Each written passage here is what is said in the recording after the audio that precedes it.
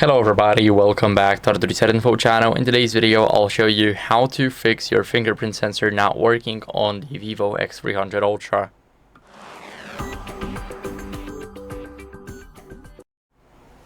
So, if your fingerprint is not working and, for example, you see this, then what you guys need to do is go over, now unlock your phone, and here what you guys want to do is first we're going to clean the fingerprint sensor with a soft cloth. So I got a microfiber cloth right here. We're just going to swipe it a couple of times. And what are we going to do next is we're going to re-register the fingerprint in the settings. So let's open up the settings app.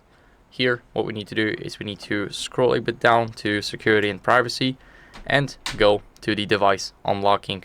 Now what are we going to choose is the fingerprint.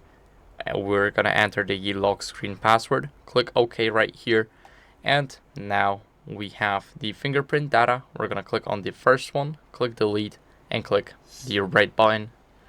We're going to add a fingerprint now. We're going to click Enroll now, and here we want to click Got It. Basically it tells us that we cannot use unofficial screen protectors because it may affect the way the fingerprint sensor is working. So we're going to go over, and now we need to place our finger and slowly move it around. So as you guys can see, now this is a success. We can click OK, and here as you guys can see, we can use it and it will work properly. So as I've mentioned before, make sure to remove any unofficial screen protectors if you have some, because they can cause a lot of interference, including your fingerprint sensor not working properly.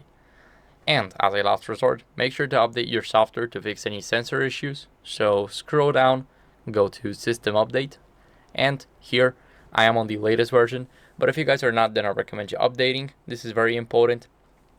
And that's basically it for the video. So I hope it was helpful. If it was, then leave a like, subscription, and a comment, and I'll see you in the next one. Bye.